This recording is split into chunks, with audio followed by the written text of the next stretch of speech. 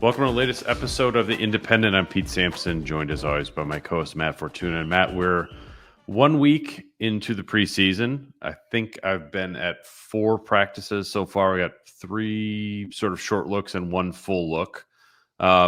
You're observing more at a distance from your home office in Chicago. But I guess, 1 week into it, how close or far off to what you expected is sort of Notre Dame's preseason? Yeah, working the phones, that's for sure. And everything I can gather, and I know you put similar in your mailbag today. Quarterback competition's real, a lot more real than I think either of us thought coming into it. Is that a good thing? Is that a bad thing? I don't know. I tend to think competition is good overall, especially when you don't have a sitting starter returning. Everything I've gathered, they love Carr's arm, but they got to harness it. They love what Minchey brings to the table. I hear a lot about his work ethic. Obviously, given Mike Denbrock's recent history with quarterbacks, I do think having that mobility is a plus. But everything I've gathered is we love both these guys long term. We just really wish we had an easier opponent in week 1 because we're throwing whoever we pick, we're throwing to the Wolves, and they're going to have to be ready. We better make a right decision. Yeah, I watched this competition unfold a little bit in bits and pieces, and then you call around and talk to people just outside the program, inside the program. I think it's more of a competition than I would have thought. I think it's maybe more of a competition than they would have thought. As much as Marcus Freeman talked about it being a real sort of Minchey Carr, they just get to go at it, and you're not going to sort of skew the competition toward one guy or away from another. In terms of the stuff you're working on, you're right. Denbrock's offenses have worked the last 3 years in part, maybe in huge part, because the quarterback was a huge mobile threat. There are other reasons why they have worked over the years, but that's one of the biggest ones. And that's more Minchey than it is Carr. I don't want to read too much into Carr's 3-pick day on day 1, but I don't want to just dismiss it either. I don't. In doing this for years and years and too many years, I don't remember ever going out to an open day practice and the starting quarterback throwing 3 picks. I just have never seen it. That's not great. However, I'm trying to think of the last time Notre Dame's opening day starter had not played a meaningful snap. Sure. And I'm actually writing a story on this for The Athletic for next week. I talked to Brady Quinn and Ian Book and Dane Christ. All those guys had played some snaps before they were the guy. It's really, really rare. I think the last one is Everett Golson in 2012. Meaningful, yeah. I mean, it's Wimbush and obviously Buckner, but yeah. Yeah, but they both played. Buckner in particular played a bunch as a freshman. It's like Zaire played a little bit in the bowl game before. Certainly Kaiser was thrown to the Wolves, so to speak, but at Virginia, the Wolves of Virginia are different than the Wolves at Miami. And certainly Golson against Navy in Ireland is not the same as going down to Hard Rock Stadium. So it's not uncharted, but it's very lightly charted territory for Notre Dame in terms of throwing a quarterback out there. And I wonder if you mentioned sort of the harness it with Carr's arm.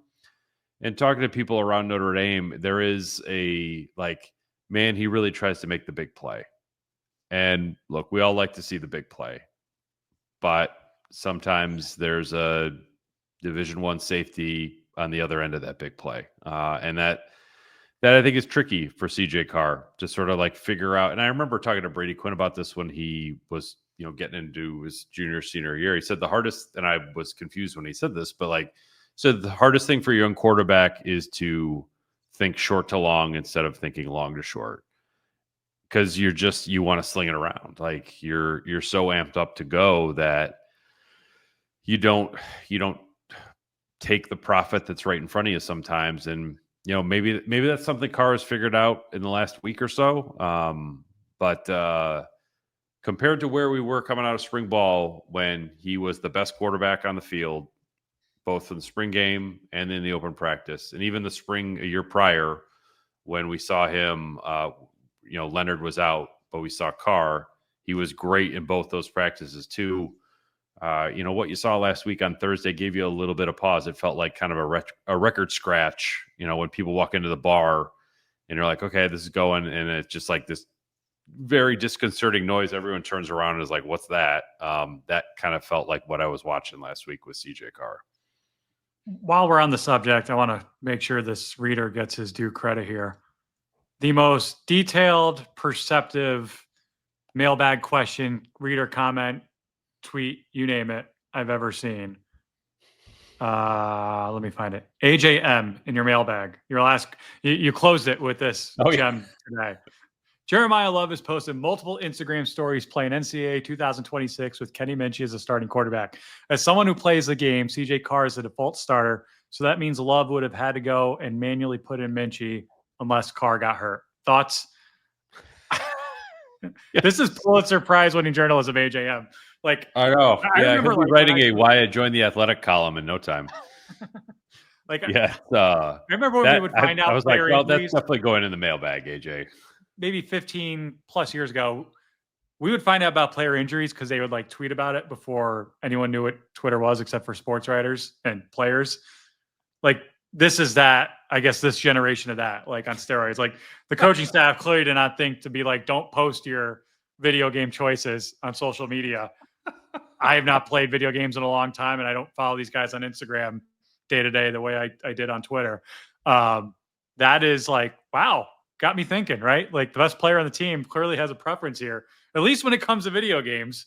Or maybe conversely, he's a running back. Maybe he thinks Carr's a better quarterback and he wants to run the ball more. So he put Minchey in to hand the ball off. I don't know. Could go a number of different ways. I mean, you really could.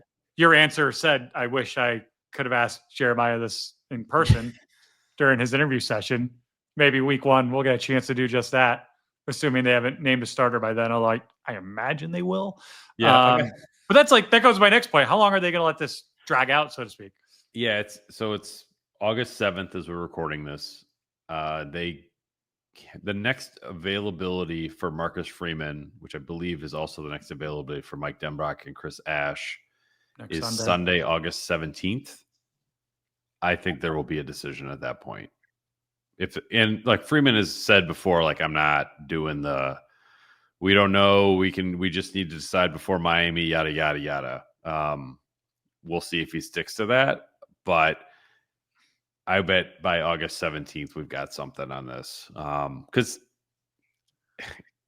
as you said, like, this stuff gets out there way too quickly. We're going to know whether they announce it or not, based on who's getting the reps that we hear about it. So, yeah, I would say August 17th. I don't know who it's going to be. I was certain it was going to be Carr about a week and a half ago. Now I'm not so sure. I think that's a good, ideal date to decide it by. But based on how close it's been so far, based on the magnitude of their opener, I don't know. We haven't had, in part because there hasn't been a competition, but around Notre Dame, we haven't had any of those. And I feel like they happen a lot elsewhere. You literally go into the first game and they haven't announced anything yet. And it's like, surprise. I guess with Kaiser, Zaire, when Kelly said they both played. Yeah, that worked out great. Yeah, exactly. But we knew they were both going to play, and they tried that for a game, and it didn't work. They did do that in the the Music City Bowl with Zaire and Golson. I thought Zaire started, but going into the game, it was like, who's it going to be? You don't know. Okay. Yeah, so that was also that's different than your it's a season bowl opener. Yeah, it's a bowl game in Nashville, Tennessee. It's a dress rehearsal. This is the real thing. Yeah. I don't know. I don't know. I'm with you. I thought Carr. I mean, shoot. In the spring, we both thought Angeli. But once he was out of the picture, I thought Carr. Minchey is not going quietly into the night. That's for certain. And I've talked to people who different people have given me different, favorites, so to speak. No one who's making that decision. But yeah, I think we can reasonably say on this show, and people elsewhere can probably say, Carr has more upside long term. Yeah. And I think they are very excited about both of them. But again, when you open at Miami, at home against A&M, And let's not completely overlook the fact you're going to Arkansas and playing Boise State all in the first 5 games of the season. Mm-hmm.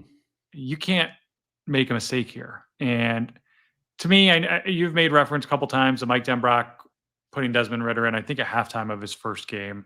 It was before that, I believe. It was during the first half. It was during the first game. We saw it with Dane Chris, Tommy Reese in 2011. And I don't know. I mean, I've never been a coach, but it's from the outside looking into me, it's always hard to like just undo everything you saw over a month plus of high intensity practice.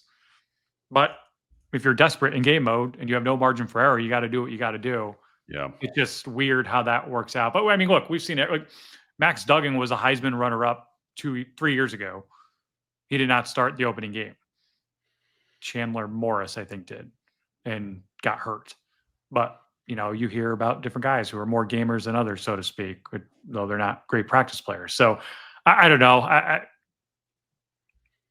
Gun to head, betting man, I say Carr, but I'm saying like 51% to 49% Carr. Like I'm not sitting here banging the table saying he's going to be starter. Like if I get asked elsewhere, I don't know. And I have got asked elsewhere. Yeah. I don't know. It's a real competition. Yeah, I would unfortunately have to backtrack on one of my Notre Dame Alumni Club question and answer sessions because I said Carr like 100% of the time, almost in like. You might go 0 for 3 on the or 0 for 2. Yeah, big miss. Hopefully not dismissively of Kenny Minchey, but I just was so certain that Carr was going to kick on from here and like go win the job quickly, and I don't get the sense that has occurred in any way, which is, look, last year you had Anthony Knapp and Sam Pendleton were huge surprises. Like I sort of talked myself out of that, like the practice viewings we saw where they were running with the ones of like, either they're just messing with us or they're like just trying to like build depth just in case. But no, they actually really like those guys. And I mentioned that only in the sense of like Freeman isn't afraid to make a difficult decision. I do think a decision on an offensive guard or tackle is a lot less difficult than it is with a quarterback, but I feel like he does a pretty good job of like trusting his eyes on this stuff. But if he gets to a point where he's got to go to these guys and say like, Kenny, you're our guy. I think there's a lot of equity built up in CJ Carr around here as sort of like the next thing that will be a difficult moment if it gets to that. But I'm with you. I feel like it's still, and I would even go like if it's a tie, it goes to Carr for reasons that I can't articulate apparently. But I just think that would make the most sense. But man, I think Minchey has really been one of the great stories of the offseason because, I mean, if he goes out and really gets Angeli and then gets Carr too, man, that would be really impressive for a Ian kid Book who 2.0. actually never played. Ian Book, right? I mean, when you look at some of the great Notre Dame quarterback stories, it's the guys you least expect. Beat out Wimbush, held out. Like Phil Dracovic never got a chance. No, I mean, and we'd hear about Wimbush when it was Kaiser Zaire, right? How he was the next big thing. Yeah. And then Buckner unseated him. Described similarly, right? Yeah, I mean, we could probably have like a whole thread of old Tates exposed with the way, not just me and you, but I think everyone around Notre Dame has forecasted the post Riley Leonard quarterback future. And I was careful to say every time, nothing against Kenny Minchey. I never hear his name. Like when we talk about future, right? And the one thing that's been constant was like the guy's work ethic is off the charts, and that's great. But like a lot of times you throw that out there as like say something. He's got a good personality. He's not pretty, but and now it's like he's got a real shot at this thing. No one's going to be surprised or disappointed if he wins it. And I don't know, like I think Freeman, especially after last year, I don't think he's going to flinch at naming who he believes should be a starter, even if that is Kenny Minchey. And I think the sense of urgency around the season with the way they start, I think you can't afford to get it wrong. If you have serious doubts about Carr's readiness game one, not necessarily long term, you're playing for championships now at Notre Dame. Beating Miami is part of that equation. you got to give yourself the best chance you could have. Made some calls. Scenario where they play both, not at Miami, but like during the course of the season, both start a game, not for injury reasons. Be hard to picture that, right? As far as starting, I mean, I could see Carr starting and Minchey coming in for some red zone packages, and I've been asked that a lot also, and I have a hard time seeing it. But I mean, we were texting with our friend of the show, Tim Murray, about the over/under on this game, 54.5, which I was not paying attention until he brought it to my attention. To me, that seems astronomically high, given what we know about Notre Dame so far and what we think we know about Miami, which is, I'm not saying Miami's going to be great on defense, but they're going to be much better. There's no way they're not much better in a new system. And Miami's got a really good offense line, and they're going to run the football. Doesn't mean it's going to be effective, but like I have a hard time seeing a scenario short of like multiple overtimes where it would be, shootout. Yeah, 28-27 or something that would go over. I mean, I think it's much more of a, 2017 type of game where both teams are going to try to control the clock and stop the others. Now, I will say, we spent the first 15 plus minutes of the show talking about quarterbacks. My view on this team as far as ceiling and floor has not changed. And I say that because as uncertain as the quarterback position is right now, the more and more I read, the more and more I talk to people, the more I'm convinced that this defense is going to be really freaking good. Not that I didn't think it would be before, but when you look at that just abundance of pass rushers they have, and I know not everyone is fully healthy right now, but just how deep Notre Dame can go at that position, in addition to a very good secondary and a very veteran linebacker core.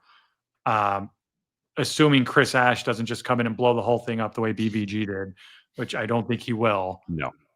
I think this defense is good enough where they, again, the quarterback doesn't need to do it all, and they could go 12-0. I'm not saying that's going to happen, but it definitely helps me sleep better at night if I'm a Notre Dame fan, knowing what we got on that side of the ball.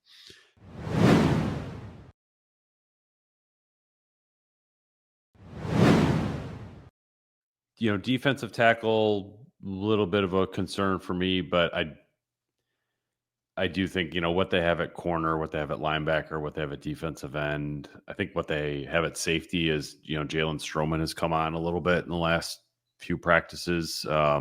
I think they practiced in the stadium over the weekend. He was running with the ones. Like, I would rather be strong at defensive tackle than pretty much any other position, but they're really good at every, not just good, they're really good at every other position. And I think with, could you run on them maybe a little bit if you're Miami? Probably. But again, that would lead to a pretty low scoring game, for an offense that's got a new quarterback who's experienced, but a bunch of receivers that have never played with them. It's, you're starting over a little bit down there. So I agree with you. I think the defense will be really good. And I think that they're going to be elite on the edges. When it comes to defensive end, corner, like outside the hashes, I just don't think you're going to have a whole lot of success on Notre Dame. You're going to have to pound it over the middle, and that keeps it low scoring. And I think, Notre Dame, as they showed last year, they're pretty comfortable playing games like that. Yeah, and even as important as that position is, I think because you're so deep on the edges, you could get creative. Like as a Giants fan, I remember maybe it was their first Super Bowl team. They'd regularly trot out 4 defensive ends and just put them up there. This would be a good team to do that, especially when Botello is back. It'd be a great team to do it with because they've got so many players there and they're going to stay fresh. Secondary, like I tell myself, there has to be a consequence for losing a player as talented as Xavier Watts was. Yeah. That said, I think they're deeper. I said the same thing about Benjamin Morrison when he went down last year, and Leonard Moore was phenomenal. I mean, Jeremiah Smith apparently was telling some folks at Big Ten Media Day that's the best cornerback I've faced in my career to this point, which makes you wonder why I wasn't on him on the biggest play of the season. But like, he's really, really good. That's going to be a damn good secondary. I think Carson Beck, if healthy, is the real deal and will have a strong season. But I don't expect Miami to throw for much beyond 200 yards, assuming they don't turn the ball over against Notre Dame, and that's a close game. Like I feel really, really good about the secondary and the edge rushers right now, better than I felt, a week ago at the start of camp. And that just makes life so much easier when you're breaking in a new quarterback. Yeah, there's No doubt about that. I would say that other camp news or stuff that I've spotted, like Malachi Fields looks really good. He was described to me by Ian Book as like more Miles Boykin than Chase Claypool. I think that's dead on. Like he's a big, sort of longer athlete with good strength. I thought that Chase Claypool was more of just like kind of a freak of nature. I don't think Fields is there, but I didn't think Boykin was there either. And he had great testing numbers and played in the NFL for a bunch of years. So I think that Fields is going to give them what they want. Great House was out of practice on Wednesday when I was out there, but didn't seem that serious based on everything I had heard. I do think like, look, if you've got, this was in my mailbag today as well, but like Fields, Great House, Pauling, Faison, you don't need desperately need a fifth receiver or sixth receiver to step up, especially if you're going to, put Jeremiah Love out there a little bit. But if they can just get something a little bit out of Micah Gilbert or Elijah Burris, like I do think that the offense is going to have a lot of options for whoever the quarterback is. Then it's on the quarterback to figure out which option suits him best. Because you can't take away all of it, especially if Eli Raridon is as good as I think that he will be. It should be a up year for skill position talent in the passing game in a way that wasn't last year. Sure wasn't the year before that. And frankly, not the year before that either. This should be the first year a tight end does not lead Notre Dame in receptions since Chase Claypool, I believe. Which is just that's crazy. Kind of hard to get your head around, but that's just sort of where Notre Dame football has been.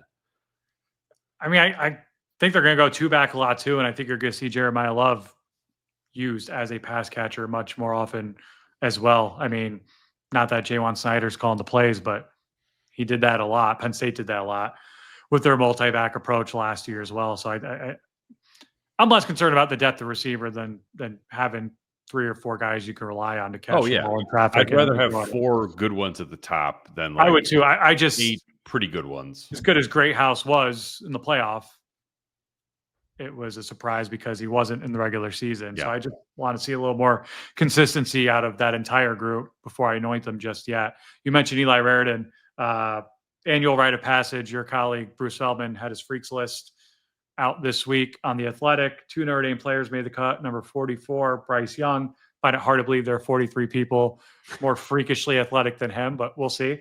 And number 85 was Eli Raridon. He made a note at the end as well that, Jeremiah Love, he thought would have been there. And I think Notre Dame said he was held out of some testing this year, right, and therefore was not, they didn't hand over these incredible numbers that he would have done. But yeah, I mean, a little surprised there are only 2. I think if we see Boubacar Traore there in future years, that wouldn't surprise me. Yeah, but I think he's also in the recovery mode from the ACL. But, maybe somebody like, I don't know if there's a linebacker that has freaky athleticism. Like Jagasaw, again, if healthy. Yeah, Jagasaw. Like Leonard Moore has to have something freaky about him. Considering Jeremiah Smith, he was the best corner he faced. I thought Derby Lambert, I think, will be there eventually. Yeah, I agree with that one too. I thought the most interesting Notre Dame related note in the freaks list was a guy who didn't make it, but not Jeremiah Love. It was Anthony Knapp. Because Knapp was mentioned as having a great vertical jump, and I think you watch Knapp in sort of a jersey and shorts mode, or even in full gear. And you think about some of the left tackles that have come through here, and you're just like, like he's not Stanley, he's not McGlinchey, he's not Martin. Although I think his body type is probably closer to Zach Martin as any of those guys. But to see that, in the weight room setting, he actually does really excel in a way that you wouldn't just think watching him play. I thought that was interesting because I think we all sort of look at Derby Lambert and think like, well, how can he not be the left tackle? Or Jagasaw when healthy, how the heck can he not be the left tackle? Well, Knapp has some like athleticism that I think is maybe a little bit misunderstood or underrated, or however you want to describe that. So I thought it was kind of interesting that Knapp was included in that piece by Bruce. Pete, you know this as well as I do. We're in the era of dad bods. Dad bods are in. The best NBA player is Nikola Jokic, who does not exactly pass the eye test shirtless. The best football player maybe of all time is Patrick Mahomes, who also doesn't exactly light up the magazine covers without a shirt on. It makes schlubs like me and probably yourself feel a little bit better, maybe a little bit worse if you're not that athletic. But it's don't judge a book by its cover is what I would say to that.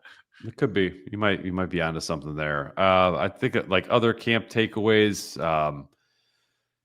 I think we've seen the depth of the defensive line really show itself early on. They've got, by my count, when they came out for stretching on the first day, there were 22 defensive linemen, which is just an insane number.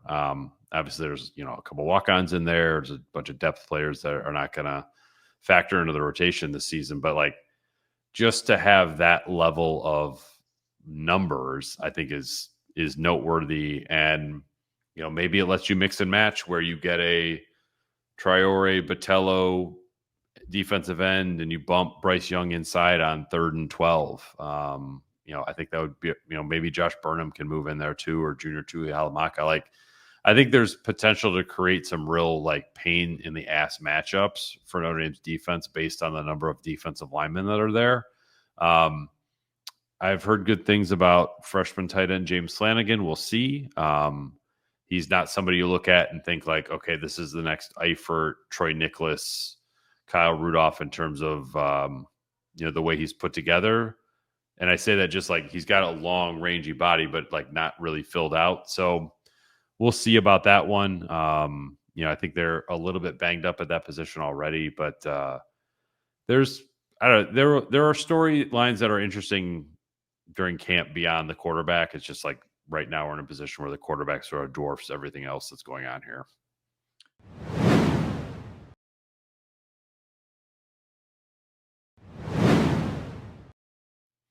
That's the way it goes. Your colleagues also had another list today, I think. Bruce Feldman, Sam Kahn, and who else was on it? It was May Navarro. Top 100 transfers in college football this year. Only one from Notre Dame, Malachi Fields at 52. Miami had 3, including the number 2 player on that list, Carson Beck. I believe Pat Coogan was on that list as a departing guy. I don't know if that's good or bad. Honestly, I'm surprised Miami doesn't have more because I just think of that program as one that's built on the transfer portal. Yeah, more. They almost need to have more. Notre Dame's not, clearly. Now, they haven't been shy about using it when they need to. But Fields ends up as one of the 52 best transfers in the country this year. That'll be a win. That's what they need. I mean, they need him to be. They probably need him to be better than top 50. They probably need him to be top 25. But I don't think there's another transfer on the list that they need to be a top 50 player. It would be great if Jared Dawson was productive in some big moments at defensive tackle. Jalen Stroman is not a interception machine back there. He's a reliable tackler. That's not going to make a bunch of lists as top transfers. But I mean, they need Fields to deliver. I mean, he can't be Bo Collins for this offense to work. Right. Like I said earlier, he's got to be Miles Boykin. Or frankly, you know what? He's got to be Justin Fields from Virginia, but transpose that to Notre Dame. He's got to be 45 catches, 800 yards, half dozen touchdowns. That's what they need from him. And that, I mean, we've sort of seen glimpses already where you're okay, I can see where the Bo Collins catch at Texas A&M, which is, I feel like we've talked about probably way too much, but I think Malachi Fields should be able to make that a half dozen times because that's what Notre Dame's offense needs him to do. There were 9 receivers ahead of him on this list. So within that context, if he's a top 10 transfer receiver, I still think that's a major win for Notre Dame, given their recent history at the position. Devontae Smith's probably the only other guy I would consider off the top of my head as far as impact transfers. We'll see about Will Pauling. I'm not sure he's as much of a big play threat as Malachi Fields could be, but definitely feel better about where the receivers are right now than where they were a year ago. Any other interesting observations just from your time around the practice field? Any coaching observations with the enlarged staffs? It's I spent a little bit of time with Jaywan Sider for a feature that I'm working on Jeremiah Love. I think he's got a real interesting way about him in terms of just the way he sees the game as a running backs coach. Because people forget he played quarterback. I just don't like if you're a quarterback, you're a quarterback's coach. If you're a running back, you're a running back's coach. And so I think sort of getting the running backs to see a little bit more of how the entire offense works has been interesting to watch.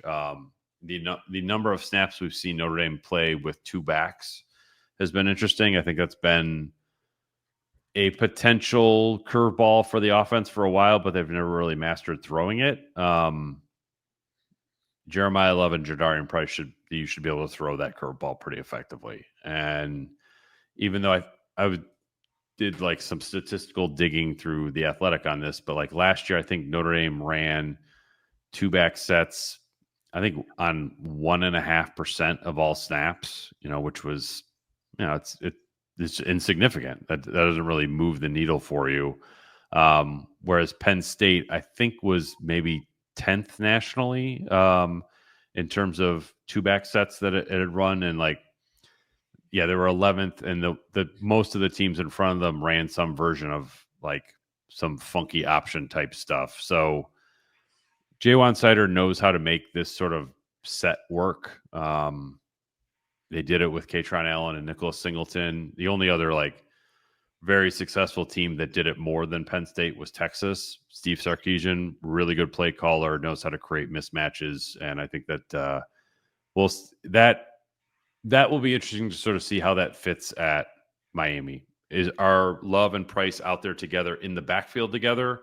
Are you starting Love there and motioning him out? Do you motion Price out sometimes? I would think that they'd be able to figure out how to put Love in a situation where he's matched up with a nickel or a linebacker, and that's obviously going to be a win for Notre Dame. Frankly, a safety would be a win for Notre Dame. So that's been sort of an interesting, is the offense different development? I asked CJ Carr, does the offense feel much different after 2 days? Not really, but he was maybe we're a little bit more explosive on the perimeter. Maybe we're more explosive in the backfield than we were at this time last year. I think it's fair to say. But how Mike Denbrock uses those weapons is going to be kind of an interesting thing to see. And I think two-back would be first on my list of curiosities about how the game plan comes together at Miami. Part of that also, Riley Leonard being under center last year and running as much as he did, just I wouldn't say negates the impact of that all the time with right. Riley Leonard. That's kind of the way I envisioned it, especially in third and fourth and short situations. Shout out to Mike Mickens, again inducted into the Cincinnati Bearcats Athletics Hall of Fame, announced this week. It's crazy to look back at his playing days playing for Brian Kelly and just seeing all the parallels from just that short while ago to Notre Dame now with who he played with, who he ended up coaching there with, and so forth. I mean, it's crazy. I was talking to someone earlier this week just about, we were going down the list of programs that are in trouble or doing well, and we got to talking about Wisconsin. And I said, I can't believe how poorly it's gone for Luke Fickell. And it's look, he won at Cincinnati with a staff that's pretty much entirely at Notre Dame right now. And those guys didn't do nothing there. He doesn't have any of those guys with him right now for the most part. And that is obviously a major factor in it as well. I'm just yeah, you're right. Really does feel all right, we're just going to go and hire Gino off Wisconsin staff. We're going to hire Mike Brown off Wisconsin staff, plug and play almost when it comes to position coaches with that. Reminder to subscribe to The Independent. You can find us on Apple, Spotify, or wherever you get your podcasts. You can subscribe to our YouTube channel as well. Please leave a 5-star review, like it, and leave a nice comment if you are so inclined. And a thank you to our sponsors at Obvious Shirts. It's obviousshirts.com, OBVIOUSSHIRTS.com. T-shirts, quarter zips, hoodies, crew necks, much more. Awesome pod merch at obviousshirts.com. Thanks to our friends there for their support. And thanks to our friends at Roback.com. As you might have noticed, Jordan Faison, the latest Notre Dame football player and maybe first lacrosse player to be featured on the Roback advertising campaign. And you can use promo code IRISH for your first 20% off your first order at Roback.com. That's RHOBACK.com. Promo code IRISH, 20% off your first order. I'm told by Roback that they will have a new bit of Notre Dame merch dropping imminently, I think in the next few days. So if you're looking for some new Notre Dame officially licensed gear from Roback.com, save that promo code IRISH for the weekend and check it out. That's RHOBACK.com, promo code IRISH.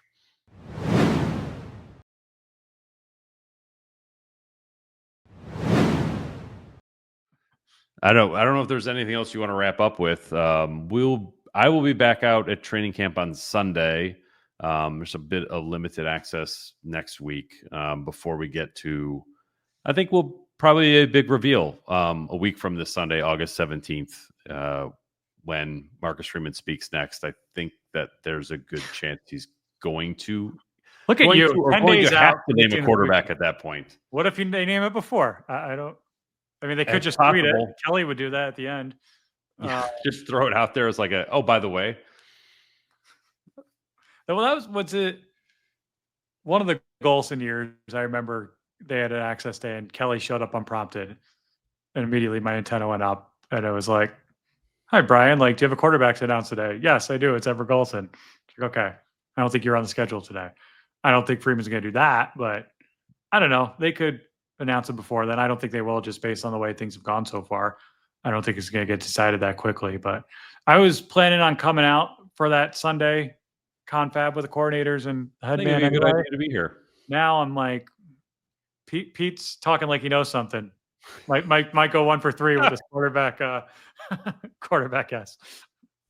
Yeah, I think it might be a newsy Sunday, August 17th. So I think maybe we'll do an immediate podcast after the fact before you get on the road to drive back to Chicago. Let's pencil that in right now. Although, Okay. do you think they'll do Miami prep right after that? Yeah, I think they move straight into. I think we've talked to the coaches, or Gaduli at least, about when do you got to name a quarterback? How late is too late? And look, if they have to go beyond August 17th, I guess that they do. I would take that as like maybe the competition wasn't designed in the most efficient manner if you still don't have an answer on August 17th. But at that point, that's when you want to flip it to Miami prep in full and sort of take your shot that way. But we'll see. I mean, it's this quarterback competition is already more interesting than I thought it was going to be. And we're 8 days into this. We'll see if it continues that way moving forward. What happens first? Steve Angeli finds out his fate at Syracuse, or his old teammates find out their fate first?